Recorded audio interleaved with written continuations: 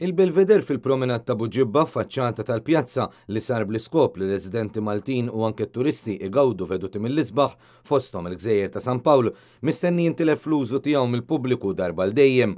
Dan hekk kif fil-jiem li għaddew, il-Bord tal-Environment and Planning Commission tal-MEPA approva applikazzjoni biex dan il-Belveder proprjetà tal-Gvern jitpoġġa kiosk permanenti bl-imwejjed u s-siġġijiet.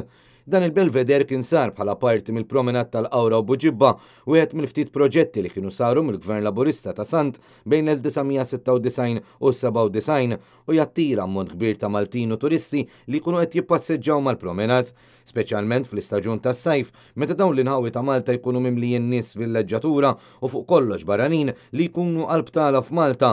Propju fil-jiem li għaddew waqt il-Karnival tas-sajf dan il-Belveder kien mimli bin-nies isegwu l-ġostra.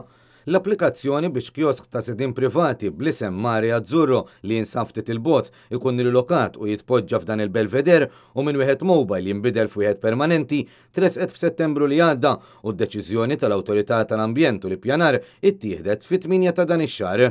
Jidher li l-applikazzjoni saret wara li l-Gvern talab li l-kiosk eżistenti li kien wieħed mobbli fuq sit fiss ikun riallokat.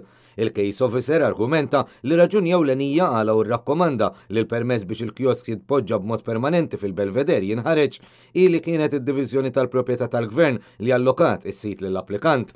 Dan għaliex ovvjament il-promenat u allura anke l-Belveder huma art tal-Gvern. Il-linji gwida tal-policy tal-MEPA dwar il-kiosks tajt li bejn kiosk u ieħor għandu jkun hemm mill-anqas 500 metru bogħod, iżda f'dan il-każ din id-distanza minima ma kienx rispettata. Iżda skont il-case officer, il-policy ma tapplikax f'dan il-każ minħabba li l-kiosk in kwistjoni mhuwiex wieħed ġdid, iżda hu kiosk li qed ikun rilokat minn post ieħor. Is-sit kellu jiffirma li qabel jiftaħ il-kiosk il-ġdid ikun żar mal-ieħor minn fejn qiegħed. Skont l-applikazzjoni approvata, il-kiosk permanenti fuq il-Belveder tal-Pjazza ta' Buġibba se jinkludi ammont kbir ta' ħġieġ fosthom fis-saqaf tiegħu. Se jkun kbir 18 metru kwadru u ma jistax isir tisjir fih. L-applikazzjoni kienet approvata bi 3 voti kontra wieħed filwaqt li membru ieħor tal-bord ma kienx preżenti.